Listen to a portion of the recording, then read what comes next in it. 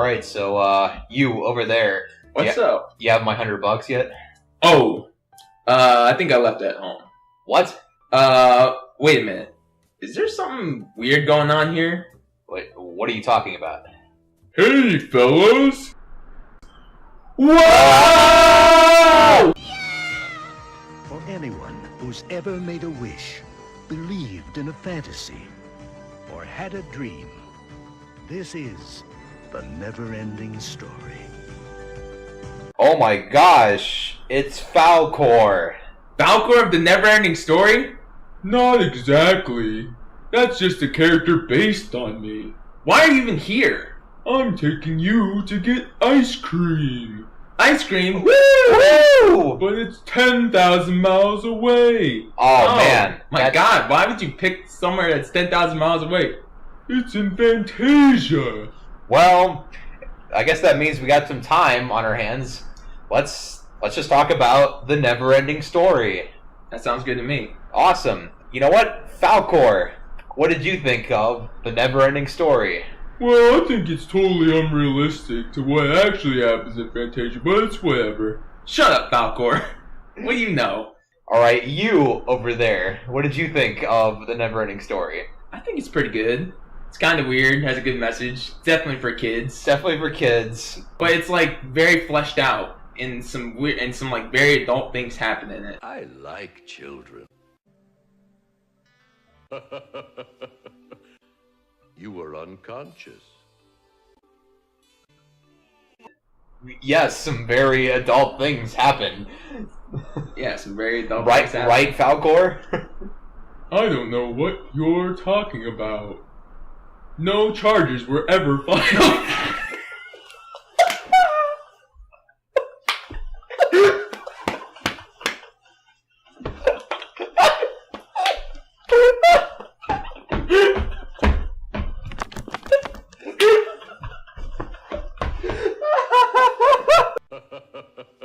What did you think of the movie? I'm gonna say I liked it. My favorite parts of this movie have to do with like just how it looks and the tone of it, and actually the fun of like how cool the movie making is. When I looked at the behind the scenes of it, in terms of the story, I'm not sure if it resonates with me as with people who have seen it when they were kids, because this is the first time I've ever seen this story. Right. But I'll save that for the end of the review. I want to talk about the good things first. Okay. That I know for sure that I like. The practical effects in this movie just like blow me away. Oh yeah, I was looking up some of the. This was made in 1984, I believe. Yeah.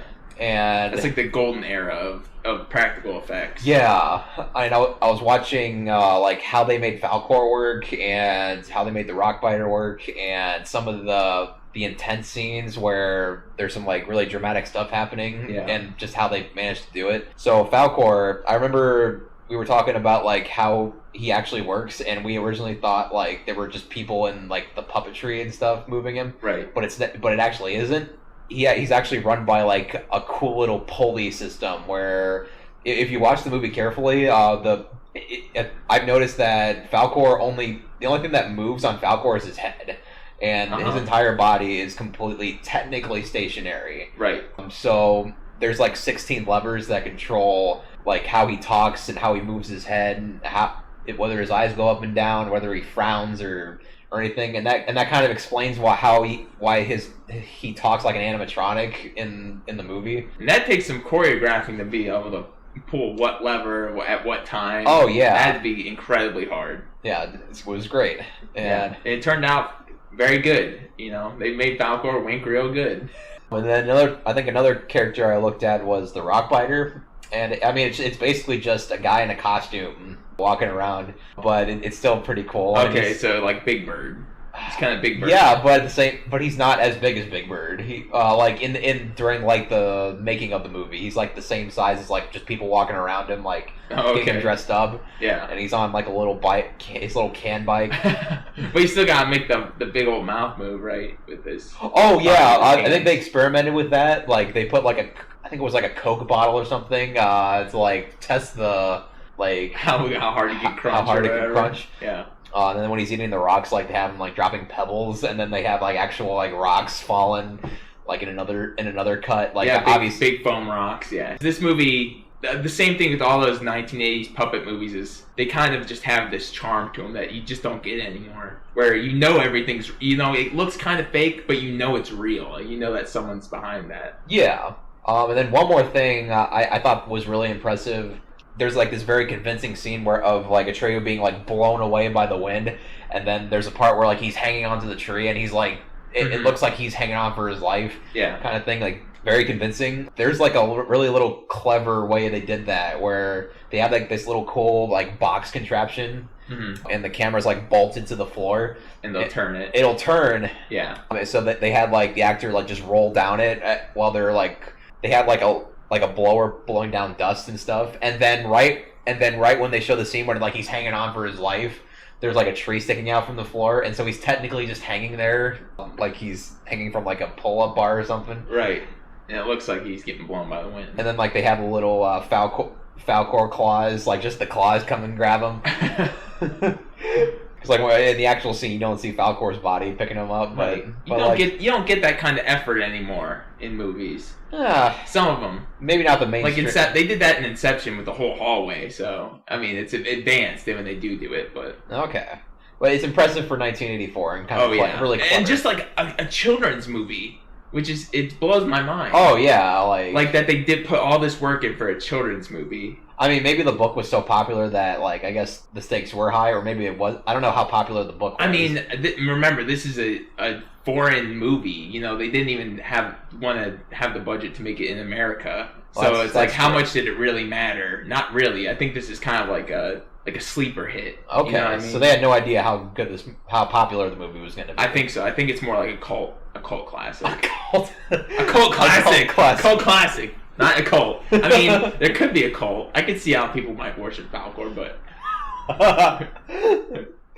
But yeah, the other things I just want to point out are I like just the fun the costumes in the ivory tower, and it reminds me of Star Wars, like in most. Oh yeah, like it's kind of like the cantina, right? Like it doesn't really matter, but just world build so good. A different tone, but yeah, right. When you see people in the background, like that, just there's so much creativity and like there's a story behind each face. Right, you could pick one out and like create a whole story about it. And like I guess I'll tie in the plot with this a little bit. I think it's implied that each of those characters were like the main character of some other story. Yeah, like everyone who reads the Neverending Story gets their own character in the book. Yeah, yeah. But then they become a side character or just someone in the background when someone new comes to the picture. Right, or at least that's what I think. we were thinking. I could be totally wrong about that, but I think that's just what we think. Yeah. Oh yeah, some of the map paintings are really great. And the music, you can listen to this soundtrack alone. You don't even, and you can like, it's kind of you could picture what the movie looks like. Yeah. And it just works so well.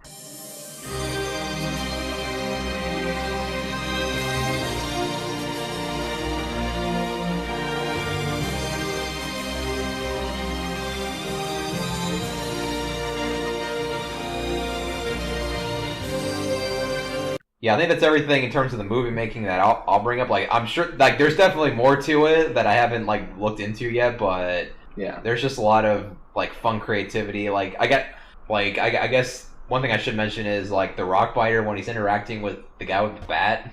There's this like funny little thing where the guy who's controlling the bat is like he has like a little puppet like hovering over the rock biter animatronic or costume guy. Yeah. That's pretty cool. Yeah, like how they transition from big to small, and they probably had to make a bunch of tiny little miniatures. Yeah, which is always good to see. But, even though you can totally tell they're miniatures, but like I said, this movie is like the king of charm. Yeah, where like it is. Man, it like you can tell something's fake, but it doesn't matter. Yeah, because this is just a fake world.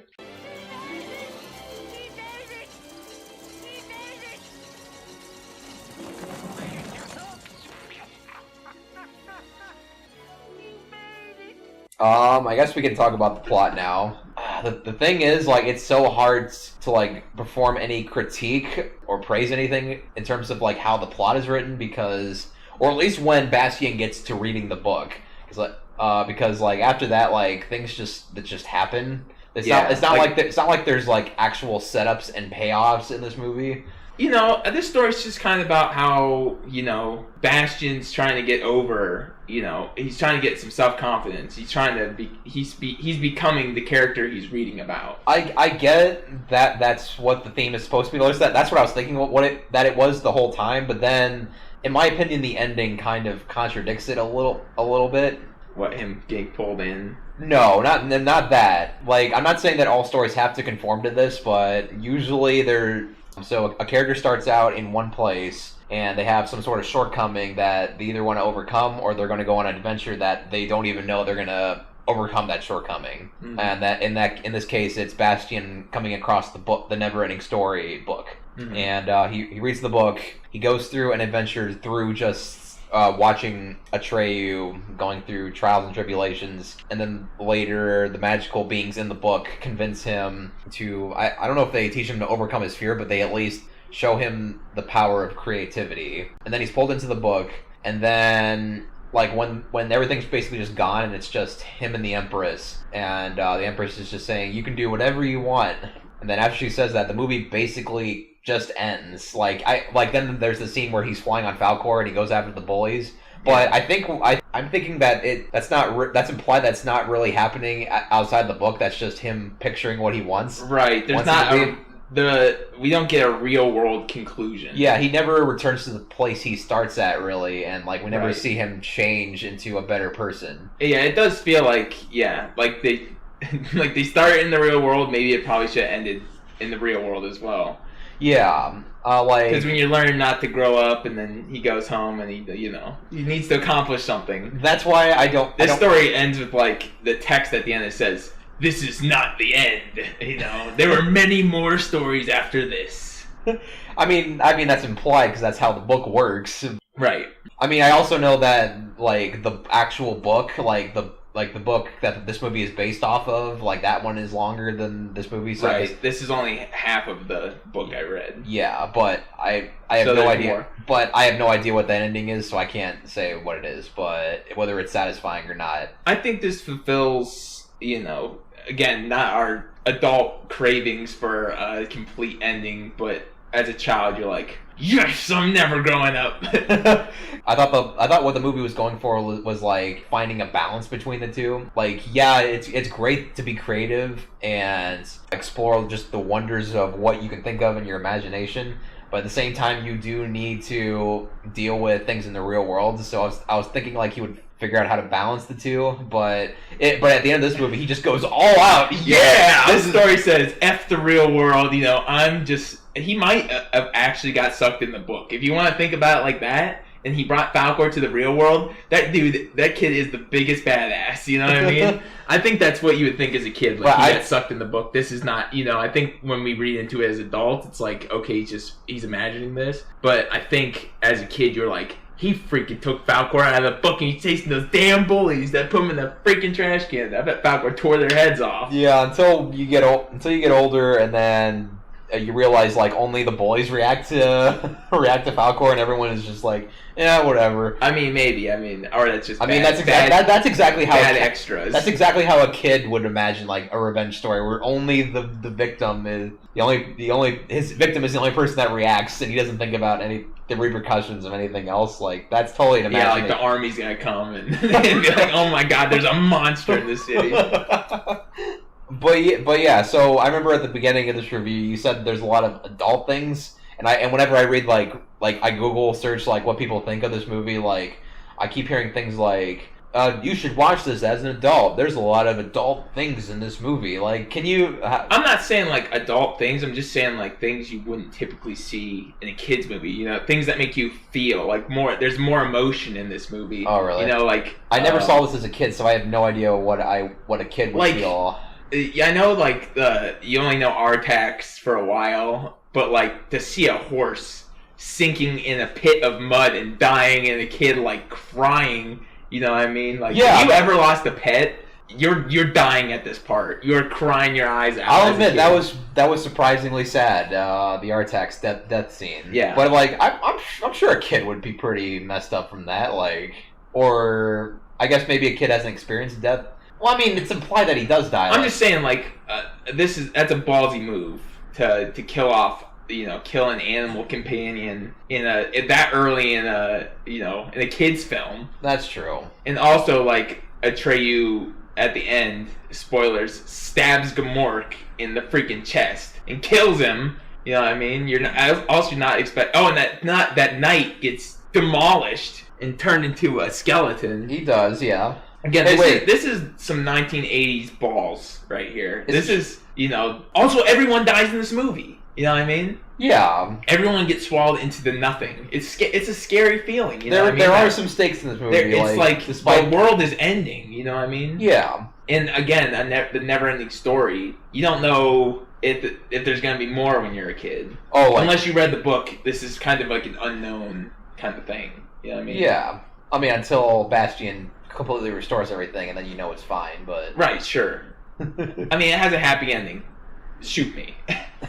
I'm not saying it's bad. I'm just saying. I'm glad. It's a happy ending. I'm just saying, like, the stakes aren't that. The stakes aren't a masterpiece, but they are there. This is when Artax dies. You're like, oh shit. He might never come back. Artax is like, it's happened so early in the movie that, like, if at the end of the movie, Bastian's Atreyu's close to saving the day, so you're like, okay, if he saves the day, everyone here is gonna come back to life. But at the beginning of the story, you don't know where the plot's going. There are characters dying, yeah. Yeah, there's characters dying that you could be like, okay, he could save the day, and it could not revive everyone. It won't matter. Yeah, so. like he could just be saving the day. Like if he stops the nothing, it doesn't mean Artax is coming back. Okay. So I'm just saying, like, that's the adult things that are in this movie. Okay, so I do want to talk about the two characters. And like, there are some really great characters in this movie. There are two that... There's one that I personally just don't like, but he is important to the story, so you can't throw him out. And then there's another character where I feel like he's unnecessary, which is surprising because this is a movie where a lot of things just happen. All right, these are fighting words. Get ready. Get ready to defend your point here, because I have a deep love for a lot of these characters. Okay. Including, I could talk shit about Falcor all day, but he's my favorite. Okay, well, I'm not going to talk about Falcor. He's cool. Yeah. There you go. Okay, but I will talk about... You better not. I will start with the character who's obviously important and you can't get rid of. So I'm not saying he should be gone from the movie. I'm just saying he personally just bugs me a little bit. Is Atreyu. I think Atreyu is... He does scream a little too much. A lot of his lines are... It's not that he screams. It's the fact that he's just too perfect. Like, he has no shortcomings, really. And he never really... Like, he has no confidence issues. And when he gets into... situations where, like, it's meant for characters to get confidence, like the part where he gets to the Southern Oracle. Like, this movie tries to play up, like, oh, is he gonna die? Does he have low self-confidence in himself? And I'm sitting there, like, he's totally gonna be fine. Like, at the beginning of the movie, or the beginning of the story, he approaches the Empress's right-hander or whoever, right, when they're all making fun of him, and he, like, confidently just is, like, carrying himself the entire way, and he never shows any, like, low confidence. Mm-hmm. So, and on top of the fact that he's supposed to be the greatest warrior ever, but, like, his skin is so clean and his hair is so clean, he has no, like, battle scars. It's like, it's kind of... He is a child, though. Yeah, but he's called the greatest warrior ever. Like, well, what is unless I think he's declared the greatest warrior because of his soul, not his... That's why they sent him with no weapons, because he's the bravest warrior in his soul, but not, Oh, the bravest warrior, not the most effective warrior. Right. Yeah, okay. But I think that's why they sent him on the quest, because he's got the smarts, he's got the lay of the land. Well, actually, I thought of it just because... I think the only reason they chose a child was because Bastian's reading the book, and he needs someone that he can relate to. You can't have an adult. I mean, I guess he could relate to an adult, but I guess it's more... Right, better if he's talking... I mean, again, it's a reflection of him. But it's just kind of weird that I like Bastian more than Atreyu, just because even though Atreyu is like a better developed character than... Like, not better developed in terms of like how he's written, but like he's... The fact that he is perfect and he has no shortcomings, but Bastian does have shortcomings, so I can relate to him more than Atreyu. But, I mean... Also, Atreyu fails all the way up until the end. I will say that is a saving grace. Like, even though he has no flaws technically, but bad shit does happen to him. Yeah, he can't fix every problem. Yeah, so that is the saving grace of his character. Like, yeah, so I don't think it's all bad. I admit that there's not a lot of tension when he's going through although he does fail the gate, remember, he just runs through it. I think Like, the test was... just to run. But Yeah, have the just to confidence run. just to run. Yeah, just don't stop and think about if you're going to die or not. Even though he did, but what? So he kind of didn't have the confidence, but, like, something in him. He had enough to get through it. Yeah. So I don't think he's a perfect character. I think he's fine. Like I said, I think he screams too much in this movie and whines a little bit too much. I just don't like how clean he is. Like he's gone on this adventure, and it's implied, like, at the beginning of the movie, like, it's implied that he's gone through, like, months of searching for a cure. He gets dirty in that swamp, though. But, like, he finally does. Yeah. Like, but he's perfectly fine, like, when they imply months go by, and he's sleeping, and Artax wakes him up. And remember, this is It's a kid reading a kid's book. Yeah, You know so what I mean? the kid doesn't have when real... you're imagining stuff, I don't think you're imagining, like, you know, when you think of your perfect character... Okay, you're not thinking of, you're like, not he's thinking... all sweaty and he smells like onions. You know what I mean? Okay, that makes sense. You know, you don't want your main character, you know, your heroic main character to smell like farts. Alright, so that's my thought on Atreyu. Like, maybe I'll think about what you said a little What's bit. the other character you were talking about? The other character, which I feel like he's unnecessary, I don't know how he affects the outcome at all, is Gamork. Yeah, Gamork does kind of seem shoehorned in. Yeah, like, he's supposed to be the servant of the nothingness, but at the same time, I feel like the nothingness was already a perfect, I shouldn't say villain, but just a force of nature that our heroes were up against. Right, I think that's a child's story, kind of like, the nothing is kind of an abstract idea. Let's put a face to it. We have to put a face to it, Yeah. like... And what's bad? A wolf. A big bad wolf. Yeah, like, I will admit, like, the puppetry for the wolf and the voice acting's pretty good, like... I don't have a ton of problem with it, though, because they don't spend a lot of time with Gamork. We see his eyes in a couple scenes. And my biggest problem... we see him try to kill him in the swamp, but that adds a little tension to that scene. When you think he's important, but then it turns out he isn't. Like, I mean, he's an embodiment of the nothing, even though that's something. And the Rockbiter says that it's not something, it's nothing. It's nothing. But then something comes of nothing. Yeah. So that kind of undermines the story a little bit. My biggest problem with Gamork is when he confronts Atreyu and he's having that little, like, little conversation with him. The exposition spot at the end. Yeah, I hate how he kind of just ruins the subtlety of the nothingness. Like, before he had that little speech with him, like, I already understood the concept and I liked it of the nothingness just representing the lack of creativity, the lack of dreams, the lack of hopes. And, like, I already, like, I got the implications of that throughout the story. Right, but at the end, that's where you can see the child, you know, that's just meant for a child at the end, because, like, they really keep driving the same points home. Like, you gotta be creative. You gotta say the name person outside the book. Someone outside the book. Who could it be? Bastion! Get on your shit, Bastion. Come on. They keep saying it, you know what I mean? Like, they say it like 18 different ways at the end. Like, just with someone outside the book. Maybe someone named Bastion, you know. Maybe he should say a name or something. All he's gotta do. It's all he's gotta do. Yeah, it's just, as an adult, it's just painful to listen to, like, when there's clever subtlety, but then a character just spouts the obvious of what it is. It happens in so many hurts. Movies, though. I don't blame it too much. It knocked the quality of the plot just a little bit for me. Like, I think Mork's fine. I think the Empress at the end, you know, with the name, like, who is it? Who's outside the story? You know what I mean? They keep driving that point home. I think that's the annoying part, not Gamork. Because Gamork says his thing and then he dies, you know. I was fine with the because you know, Atreyu comes in, he sees these weird things on the wall, like, this is what happened in my story. What the heck's going on? Well, I was fine with that. That was subtle. Like, no one was saying what was happening. Like, the visuals tell you what's going on. And that's your, like, typical bad guy, you know, explaining his you know, his plot before he does something to the character. But this bad guy wasn't necessary. Like, the nothingness was just was perfect on its own.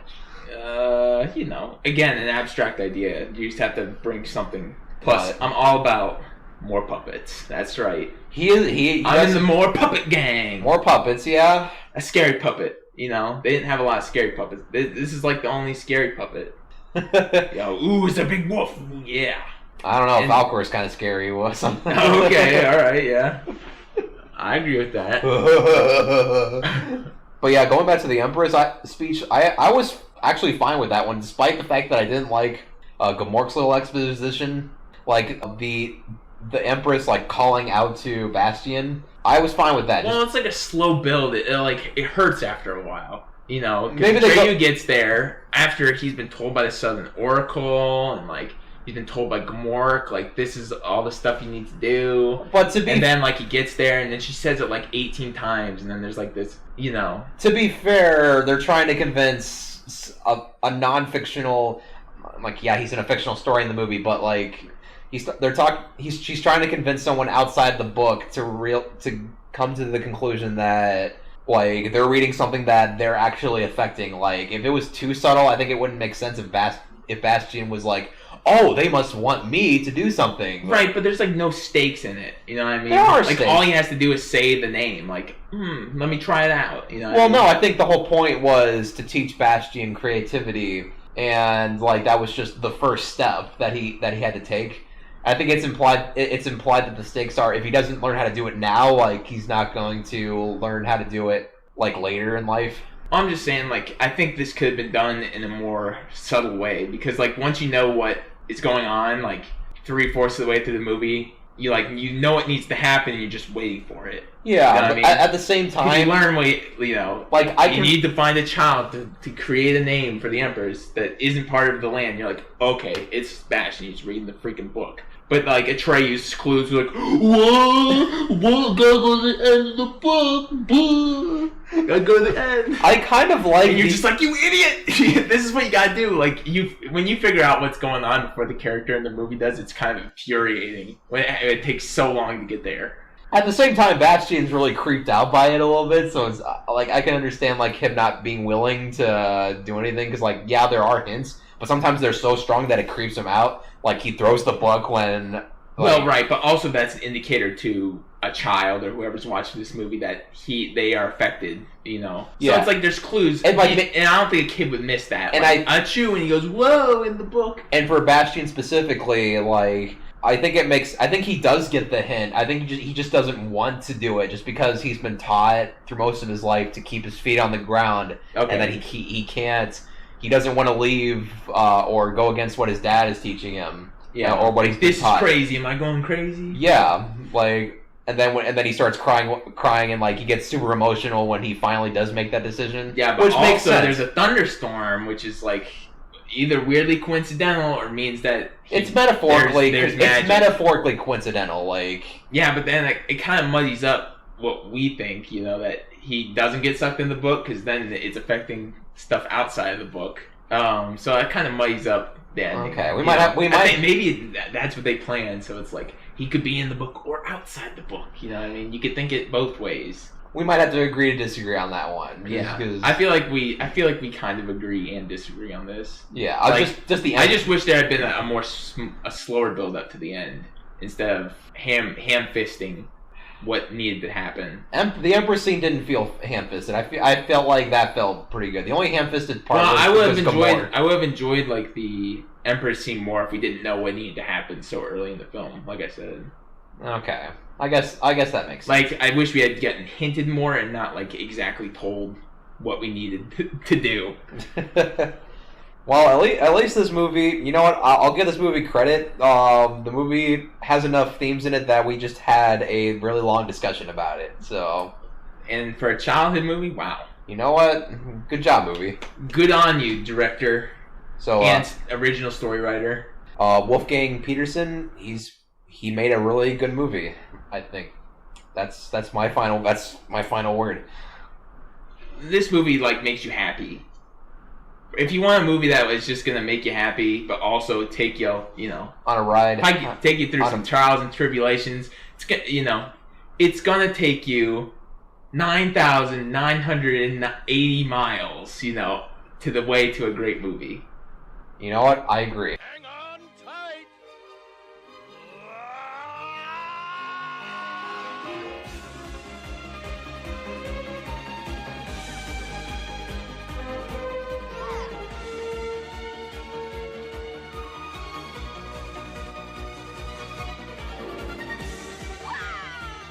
Oh, well, that was a long journey. Yeah, my butt hurts. Hey, Falcor, are we there yet? Oh yeah, I forgot about this. Hey, are we there yet? Oh yeah, we're almost there. I'm landing now. Oh my gosh. Whoa! Take it easy. Whoa! Oh, I can't wait. Wait a minute. Falcor? Where's the ice cream that you promised us? I'm a luck dragon. I can only take you 9,891 miles of the way there. Oh, well, that's not that bad. We only have like 109 miles. 109 miles? Oh my god. Falcor, you motherfucker!